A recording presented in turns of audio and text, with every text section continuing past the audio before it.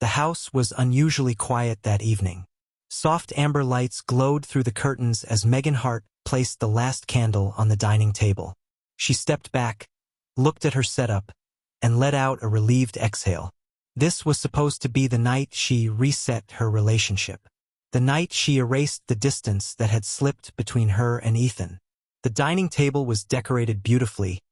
Linen tablecloth, string lights, and a neatly folded note that said, "For us." The air smelled like rosemary chicken and vanilla candles. A soft playlist hummed in the background. Megan looked at her reflection in the window. Smooth hair, red dress, shimmering eyes. She whispered to herself, "Tonight, things will finally go right." But under her lipstick was a nervous bite. Under her perfume was uncertainty. She checked her phone. 10 minutes before Ethan usually got home. She texted her best friend, "Wish me luck. I need tonight to be perfect." Her friend replied instantly, "He'll melt when he sees everything heart suit." Megan smiled, clutching the phone to her chest like a charm. She didn't know he was already standing at the door. The keys jingled, slow, hesitant, heavy. Megan straightened immediately. Ethan walked in. He didn't gasp at the sight. He didn't smile. He simply looked around, quietly, deeply, painfully, as if taking one last memory of the place. Megan's bright expression dimmed slightly, but she forced the sweetness in her voice. "Baby." Surprise. Ethan nodded. "Yeah, I see." His tone wasn't angry. It wasn't cold. It was tired. The kind of tired that had nothing to do with work. Megan pulled out Ethan's chair with a flourish. "I cooked your favorite," she said, trying to regain the warmth in the room. Ethan sat, expression unreadable. The candlelight flickered on his face, revealing faint dark circles beneath his eyes. He looked like someone who hadn't slept in days. Megan served him food, talking nervously to fill the silence. "I thought we needed something nice. Just the two of us. Things felt a bit off lately, but tonight is about starting fresh." Ethan stared at his plate. "Fresh," he repeated softly. She laughed awkwardly.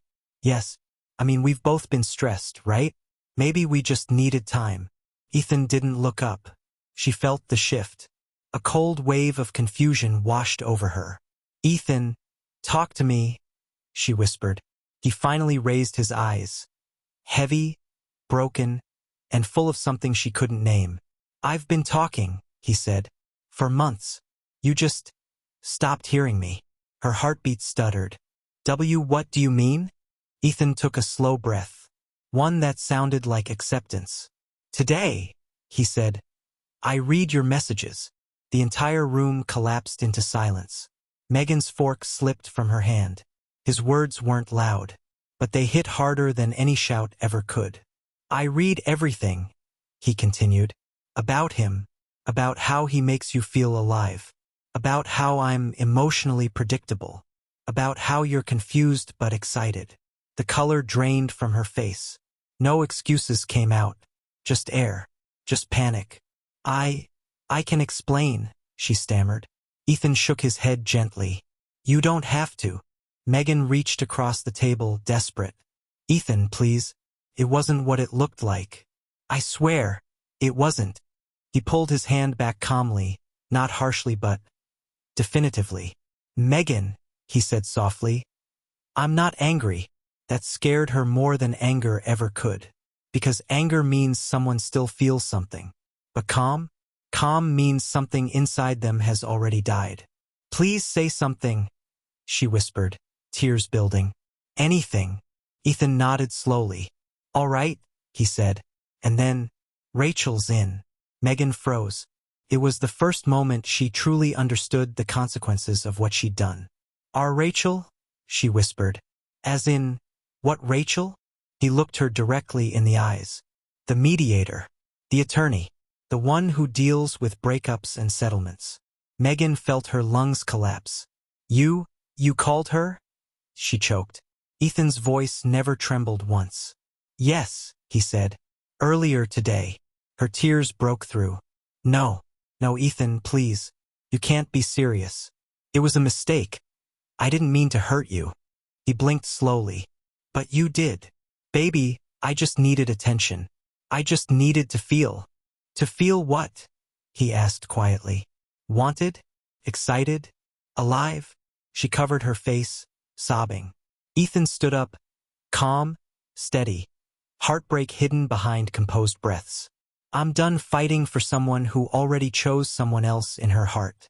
Ethan reached the hallway. Where will you go? She cried behind him. Somewhere peaceful, he said. Somewhere honest.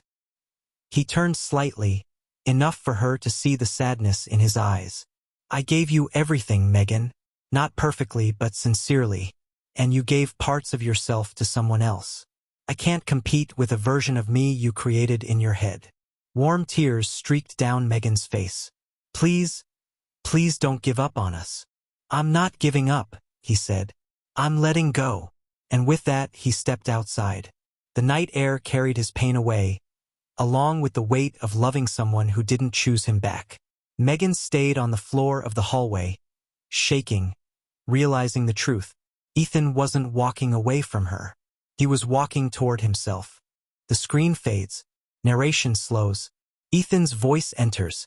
Soft, steady, unforgettable. Sometimes the loudest way to leave is in silence. A gentle musical swell rises. Not every goodbye needs anger. Not every betrayal needs revenge. Sometimes the strongest thing you can do is walk away calmly and let peace finish the conversation. A shot shows Megan alone in the dim dining room, her candles burning down to nothing. Another shot shows Ethan outside, exhaling into the crisp night, his eyes calm for the first time in months. The final line echoes. Choose peace. Choose dignity. Choose yourself.